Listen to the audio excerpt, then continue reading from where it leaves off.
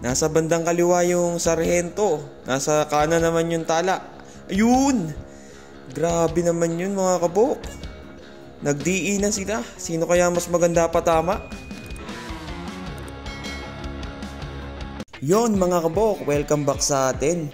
Ito nga pala ang paglalabanin natin gagamba.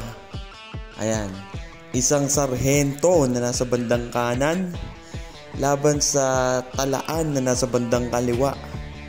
Ayan, pumili na kayo kung sa tingin nyo sino mananalo bago ko paglabanin. At i-comment nyo sa baba kung sa tingin nyo sino mananalo. Ayan, shoutouts pala kay Kuya Rodel Prado. Sa kanya to galing, binigay niya sa atin. Jensen Line to. Ayan. Kung nakapili na kayo mga kabok, umpisa ka na natin. Sana magpakita sila ng magandang laban at sana mag-enjoy kayo. Game tayo mga kabok. Ayan. Nasa bandang kaliwa yung sarhento. Nasa kanan naman yung tala. Ayun! Grabe naman yun mga kabok. Nagdiinan sila. Sino kaya mas maganda patama? Sa posisyon, parang mas maganda pwesto nung sarhento. Pero nakikipagsaputan din yung tala. Ayan, ang didiin kumagat. Ayan nga pala ang resulta ng aking bagong personal G-load. Ang didiin nila kumagat at parehas na nanapot. Sino kaya mananalo dito? Talagang lips to lips sila. Nagbuhol ang dalawang gagamba. Ayan, shoutouts nga pala sa mga gagamba boys. Nila JK's Web Collection ay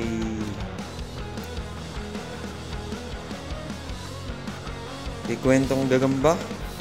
Ayan, sa lahat kila Paumbong G, shoutout sa inyo. At yun nga,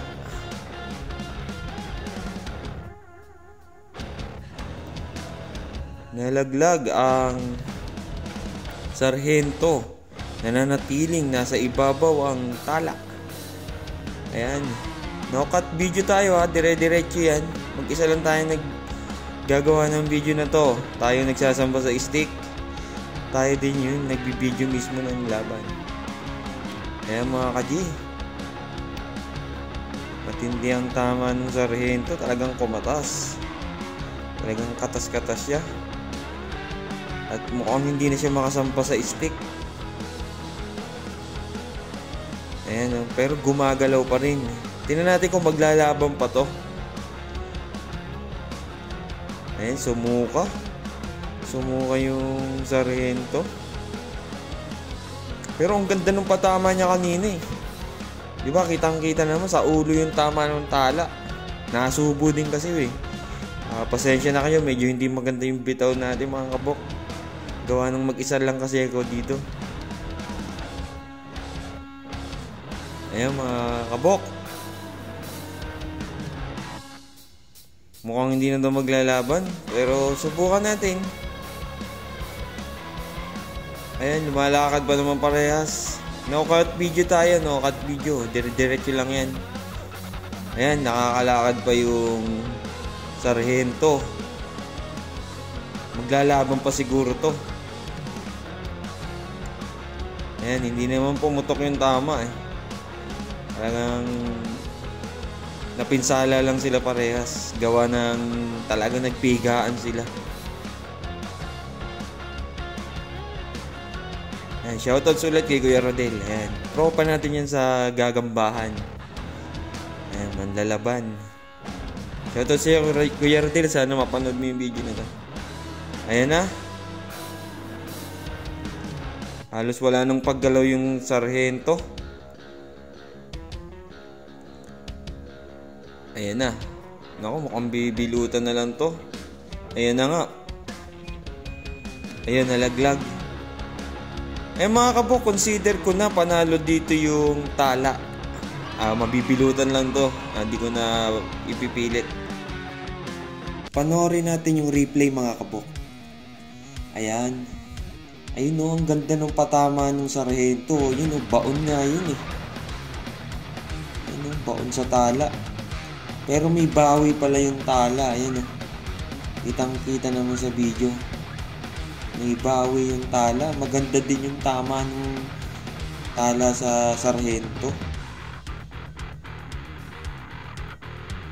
Ayan, pero Sabayan pala yung sapot nila, sabayan.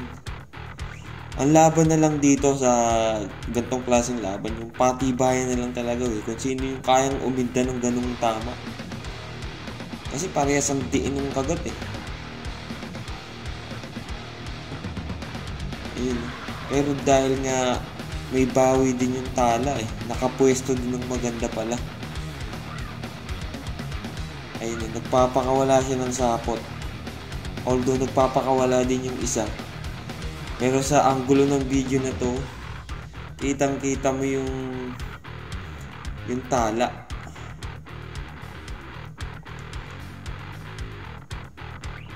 Ayun palinawan na lang din ang mata, tingnan yung mabuti mga kabok.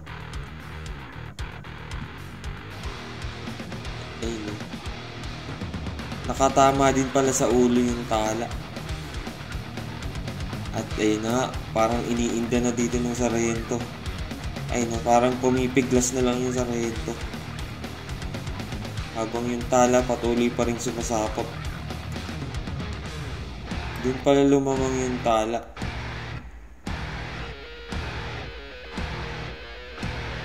Ayun.